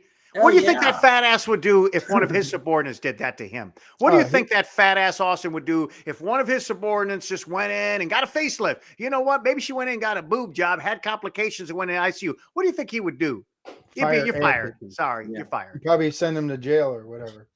Yeah, I agree. It's insane. It's insane. If one of us or just the everyday person did something like this, big penalty. But people at the very top, Yeah, try not to show up at work. It's like they rarely pay a price. Call your boss. They and never see what do. happens. right? Just like I said, they don't go to jail. Right. They don't get fired. They're never Right. held accountable. They don't Do have as to. I say, not as I do. As always. That's why I don't think our republic's savable, is because none of these people are ever held accountable. Right. And to conclude here, last thing, and then we have to take off. George, I want to start with you. They are saying they're going to try to hold Hunter Biden in contempt of court. Do you think that's going to go anywhere, or do you think that's pretty much political theater at this point? Well, I think they can vote and should vote to hold him in contempt because he's clearly And they're in threatening him contempt. with jail They time too, and Yeah, massive but the fines. problem is, I don't think Merrick Garland will do anything. Now, there was a time in our history where Congress could actually hold you in contempt, Right. and then there was a jail downstairs in the basement of the Capitol, and they could have their, they could act on that. But we've since changed the rules, and so now basically what it works out to is someone like a Merrick Garland is going to protect the president's son from accountability and allow him to disobey the law. It's the same reason why they, for example, allowed the statute of limitations to run on several years of tax evasion. Why did they do that? Because, hey, now he didn't have to pay the taxes for it anymore. We let it go. It's not a problem. And that's just how they run things. So it's not entirely political theory or theater, because on some level, even a vote to hold him in contempt is important. It helps raise awareness among the American public. If Congress won't even hold him in contempt, then how could you possibly expect the public to be upset with him or with the Biden administration for its lawlessness? You've got to actually have the debate. You have to have the conversation. George, You've got isn't to it- do same thing with Mayorkas. You got to impeach him. What you can't do is say, yeah, we're not going to impeach him because if we did, the Senate wouldn't vote for it anyhow. Doesn't matter. Sorry, George. Is it the same as that the Republicans doing an impeachment inquiry into Joe Biden, but really didn't take it anywhere from there, though? Well, I don't know if we know yet what they're going to do. I'm assuming they're still doing the impeachment inquiry, and I would argue that they now have plenty of evidence. They have like 10 times to 100 times to 1,000 times more evidence to justify the impeachment of the current occupant of the White House than they ever had for Donald Trump. But why didn't they do that with President Trump? President Trump got impeached within 2 weeks of this on the second one. It's Democrats versus Republicans. Obviously, you do things differently. They play these games. They play political games better than we do. We spend too much time. They don't give a damn because Democrats don't give a damn. And now, Exactly. the political theater. Look, the Republicans are doing what they're going to. It's not going to be theater. They're going to vote, and they're going to hold them in contempt. And what you said, George, whether or not the Garland in the Justice Department does anything remains to be seen. I doubt that they'll do anything. Yeah, I agree. But part of the Biden impeachment hinges on Hunter Biden. So a lot of the things that they're going to talk about was also going to play into to Joe Biden's impeachment. So all of it's tied together. It's not like, hey, they're not going after Joe Biden. They're going to go after Joe Biden, but this was a big part of it, a big component of it. Because remember, a lot of it is tied to his son Hunter and the involvement that Joe Biden had in facilitating all of the money and all of the criminality that's involved there. So Hunter's the bag man for the family business. Yeah, absolutely, absolutely. sure. You know, Republicans. The problem with Republicans is they're too nice. They think that they can, you know, if they had a little bit of that "I'm going to kill you" attitude like Democrats had, then things might go along a little bit faster. But you know, for whatever reason, many of them. What's that? They're afraid and no balls. Pretty much. I mean, a lot of them, they just they're pussies. A lot of them. Let's face it. Let's just call it what they are. If Trump wins, will he let this go? Will he let them be? Or do you think he will pursue Biden and the crime family? I believe he pursues it for sure. You know, I'd like to think yes. He personally doesn't pursue them because I don't want it to look like it's just retribution. What I would want is to have a special counsel appointed who's actually a real special counsel, not the fake kind that, what's his name, Jack Smith is, but a real independent counsel. And then have him do it and go after them and follow the law and follow the facts. But we had special counsels during President Trump's presidency, and that didn't go anywhere either. Like, I mean, yeah. But you know what? And then Trump, Trump ran on lock her up, and he completely dropped that too after. And then remember when he got elected, and they're like, lock her up. He goes, no, we don't say that anymore. Right. Right. Well, and I mean, I'm not saying that. Think about how much think about how much money he made on merchandise and just with marketing that slogan. For sure. A ton. Even during the debate, I remember he said, "You'd be in jail, locking people up." And then doing it, I'd rather. So I was actually glad he didn't, because I don't want us to look like a banana republic. But Joe Biden's making us a banana republic.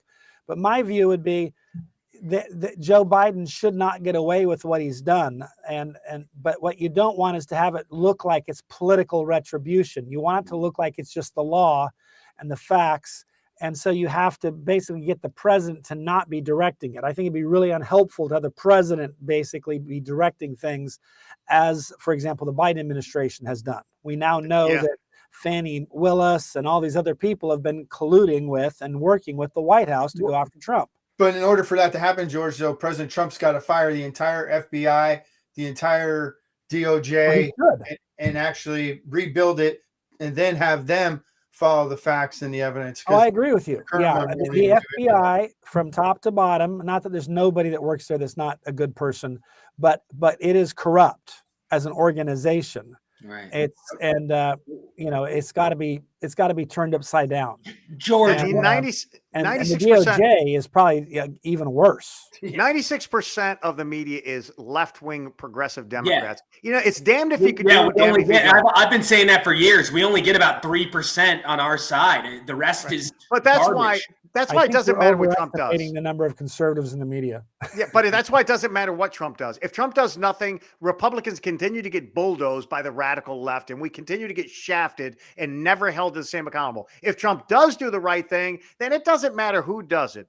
It's all going to be Trump getting retribution. It doesn't matter what the law, it doesn't matter how egregious the violations and the criminality of these people is. It's all going to be, it's just retribution. So there is no win in this. There's no way for Trump or Republican administration to win on this. So you just stick to do what's right. It's the right thing to do to hold criminals accountable for their criminal activity. And I don't care if you're going to blame me for it. If you say it doesn't matter, because if I do nothing, if I turn a blind eye to it, I'm going to make the problem worse for us in the future. Right. So you just have to stand on what's right. You do the right thing because it's the right thing to do. So that means that these people need to be prosecuted. If they've done wrong things, they need to be prosecuted. The right thing to do is not for the president to be directing people to prosecute them. It's him to direct them to follow the law. Yeah, well, it's kind of like, we all know it's almost like mutually exclusive. If you follow the law, you will be prosecuting these people, because these people. Oh, I totally agree. Exactly. Guilty as sin. For sure. Guilty as sin. Crimes against humanity and genocide is what some of them have committed. George, you brought up the FBI and how corrupt they are and how it needs to be cleaned up. But Trump came out a couple weeks ago, and a reminder, he's been very critical of the FBI. He's said numerous times that he wants to, seek justice and he wants them to pay a price and he wants to clean house. But then a couple weeks ago, he says on his social media, on True Social, he wants to give the FBI a beautiful new building when he gets into the White House. So I'm wondering what's like, I'm trying to figure this guy out. You know, he says one thing and then he says something entirely different. Does he mean he's going to take down the current one and then put a new one in somewhere else in the country, or? No, he said he's going to give them a brand new, beautiful building because apparently the FBI was going to be moving or something. I don't know. There's they reports supposedly needed a bigger building and so forth. I think my They need a bigger response boat. would be, I'd raise the current building. I would also abolish the FBI completely. Yep. And then I would figure out what to do. Maybe you take the U.S. Marshals and expand that to fill the role that the FBI was supposed to be filling, but has become the Praetorian Guard for the left. And but I think symbolically it would make sense. Like I'd get rid of the IRS too. Three-letter There's agencies. going to have to be a federal tax division somewhere, but I don't want it to be called the IRS. And I'd raise the building and fire everybody there just to make it clear we're not going to tolerate this lawless crap any longer. Yep. Get rid of the Department of Education. The value of doing that. Yeah. Mark, you have any thoughts before we take off? Well, yeah. I think that part of the problem is there's too many. First of all, a third, at least a half of the cabinet position should be eliminated altogether. At least start with the Department of Education. The rest can be combined. You could have three major main cabinet positions, and they should be moved out of Washington, D.C., including the FBI. Yep. Personally, I think the FBI should go away anyway. We got marshals, but you know what? Take the FBI out of Washington, D.C., spread all these cabinet positions, reduce it to 3, maybe 4 at the most. Get them the hell out of Washington, D.C. Yep. There's no reason why they should all be commingled in there, and that's where you get this deep state. Move them out. Not only do you spread the wealth around the country, because these are multi-million, billion-dollar operations for communities and economies, move them around, spread it around the country. Why should DC be reaping all of the windfall profits from all of that? Plus, it will reduce the ability of the deep state to grow its deep roots right there in a city that is the city of prostitutes. That's number one. And apart from that, and shrinking the government down, none of this is going to change. And you know what? Sadly, I mean, Christopher Wray is a rotten guy. He was appointed by President Trump. Right. Yes, he was. Yep. Right. As was Chris Christie told Trump to pick him, and Trump listened to Christie. Yep. Yeah. Go ahead, Greg. You wanted to finish your No, thought? so I mean, we need to dissolve or let's say water down Washington. We need to get these cabinet positions out of DC, spread them around the country. And, look, everybody goes by Zoom. You're going to have cabinet meetings, have it just like everybody else does it. Get a Zoom meeting, or you fly them in once a quarter to you have your meetings. There's no reason why they all need to be located. If you've ever been to DC and you drive by these buildings, you just look at them, Department of Commerce, this massive complex, the Department of Interior, like what the hell's going on in there? Why do they need this building? I mean, all these massive multi-million-dollar operations and buildings and people, it's just ridiculous. Get them the hell out of that. Yeah, it's not even in America. None of it's even in our own country. It says District of Columbia, and that doesn't sound like the United States of America to me. So I'm with you. I get rid of all the 3-letter agencies, definitely the Department of Education, abolish that, get everything out of DC, even the White House and all that. And I'm with you guys. I agree. I mean, one person could do the job. Like, you need agriculture, you need commerce, you need labor, you need human services. Look, you can make that all one person. Take 4 departments, combine it into one, fire 70% of the people, and get more work done for a fraction of the dollar, and send it to Tennessee. Memphis, Tennessee. They need a shot in the arm economically. Send them down there, and they can bring that wealth and grow that city there. We could build 5-6 cities around the country around these cabinet positions, rather than this city that is immune from recessions, depressions. Washington, D.C. is immune from any economic downturn. I mean, their prices, their property, real estate continues. It doesn't matter what the market looks like. Everybody makes more and sells more in Washington, D.C. They're immune. That's something wrong with that. It's true. Very well said. George, final thoughts, and then tell everybody where they can find you. You're on mute. You're muted, George. I agree. When George Washington was president, we had a War Department, we had a Treasury Department, and a State Department. And then we also had an Attorney General. No actual Department of Justice, just an Attorney General. And that was it. That was and I'm thinking to myself, if we could head back in that direction, we may not get all the way there, but if we could get 3/4 of the way there, that would be very, very helpful. That'd be awesome. Amen. So, and you can get me. I'm here at Frontiers of Freedom, as you can see over my shoulder there. Frontiers of Freedom, ff.org, ff.org. Perfect, my friend. Greg Merck, tell everybody where they can find you, get involved.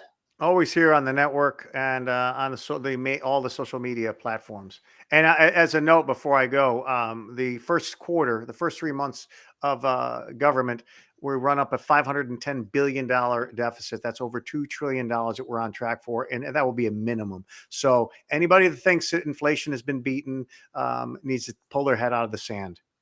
Yeah, things are going to get worse than the Great Depression. I've been talking about this for a long time. Much worse than 2008. For sure. Breaking news that came out: China now becomes the world's top exporter of cars. EVs, yeah, cars, yeah, crazy stuff. Interesting times. Brian, final thoughts, and tell everybody where they can find you. Yeah, everybody, buckle up. 2024 is going to be a hell of a ride, like a lot of us just been talking about with the economy, especially. Me personally, I'm not a financial investor. I am adding gold, silver, precious metals, land, different things to my portfolio. Definitely stocking up on different things for trade and bartering system. Just enjoy the time with your friends and family. Who knows if our republic will be saved or not? But the main part is remember, God has won this battle. It's about just spending time with your loved ones, loving your neighbor, just preparing for in case Christ returns. But other than that, just live each day to the fullest. Live in the moment. Get rid of your stupid cell phones. Enjoy the people around you that you're with. And I wish and pray for everybody to have a blessed 2024. I pray for healing. And I just pray for just hope is restored. I really do. But you can find me here on NexGen Live, Censorless TV, and all not all social medias because I'm banned on Twitter and certain ones. But you can find me throughout. Just type my name in. It's pretty simple for me. Like I'm on YouTube and here. So anyway, that's pretty much it. It's great to see all you guys. I hope you guys had a great holiday and everything. I was actually in the woods with my dog. We were out camping in the woods in the freezing ass cold, and it was a lot of fun. Oh, good times. Well, everybody, it's been a fantastic show tonight. I want to thank you all for tuning in. Another episode of NexGen Live in the books. We will see you all very soon. Until then, I'm Rory Sauter. God bless. Much love. Cheers, everybody. Good night.